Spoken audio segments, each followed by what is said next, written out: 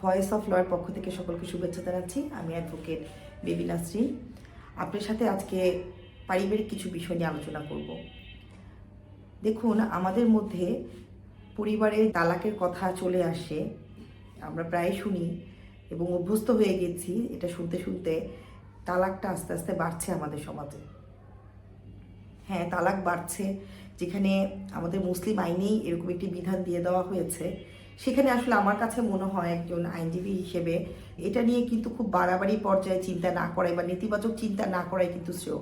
যদিও কিন্তু এখানে আমি আপনাদেরকে তালাকের প্রতি উস্কানি দেওয়া বা এর প্রতি আপনাদেরকে তালাক দিতে হবে সেই বিষয়টি আপনার সাথে আমি শেয়ার করছি, এরকম কিন্তু কিছু নয়।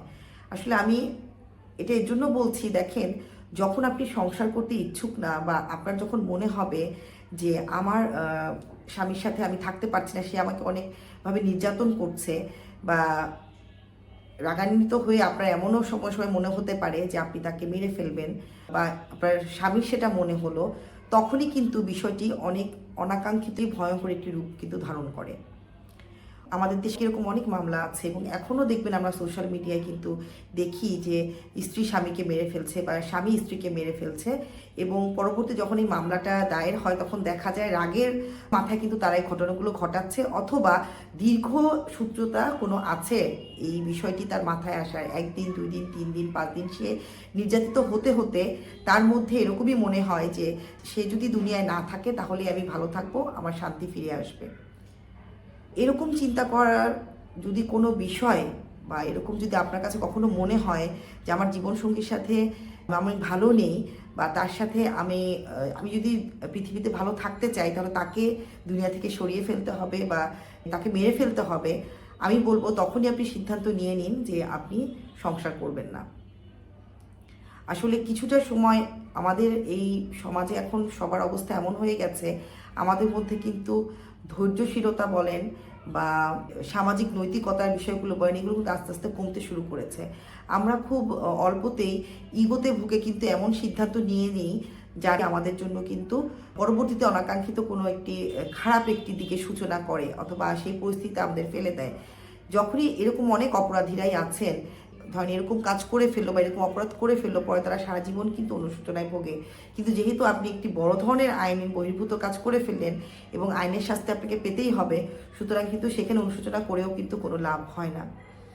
তো আজকে আমি আপনাদের এই পরামর্শ বা এই মেসেজটাই দিতে চাই যে সংসার জীবনে কখনো যদি আপনার এরকম মনে হয়, স্বামী বা স্ত্রী কখনো মনে হয় যে আমি ভালো নেই বা আমার মধ্যে এমন কিছু জিনিস রোগ করে যে নাকি আইন বহির্ভূত কোনো কাজ হতে পারে, আমার কাছে মনে হয় তখনই আপনি তালাক বা সেপারেশনের মতো সিদ্ধান্ত নেওয়ার যে প্রচেষ্টা সেটা কিন্তু আপনি করতে পারেন। এটা কিন্তু আমি বলবো যে অনাকাঙ্ক্ষিত কোনো একটি ভয়ঙ্কর একটি অপরাধ থেকে বেঁচে যাওয়ার জন্যই কিন্তু এই সিদ্ধান্তটা নেওয়া যায়। ছোট করে একটা কথা বলি যে এরকম সিদ্ধান্ত নিতে গেলে অনেকেই বিভিন্নভাবে বোঝায়, বাট যদি আপনি দেখেন যে আপনার সন্তান বা আপনার যে পরিবারে যে আত্মীয় স্বজন আছে তারা দেখি এটা দেখতে পান যে না, তার স্বামী দ্বারা আমার মেয়ে নির্যাতিত হচ্ছে এবং অনেক দিন যাবৎ হয়ে আসছে, সে আর পারছে না, তাকে এরকম না বুঝিয়ে সে যে সিদ্ধান্ত নিতে চায় সেই সিদ্ধান্ত নিতে তাকে আপনারা সাহায্য করুন। একইভাবে আমি পুরুষের ক্ষেত্রেও বলবো, সবসময় যে নারীরাই এরকম নির্যাতিত হয় সেটা না।